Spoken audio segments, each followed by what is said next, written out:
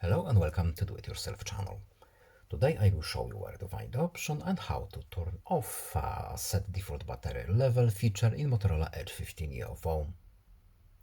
So, where to look for this option and how to disable it. First we need to go to settings. Then in settings we need to go to the battery options, and here in the screensaver we have this schedule and reminders, and of course we need to enable later.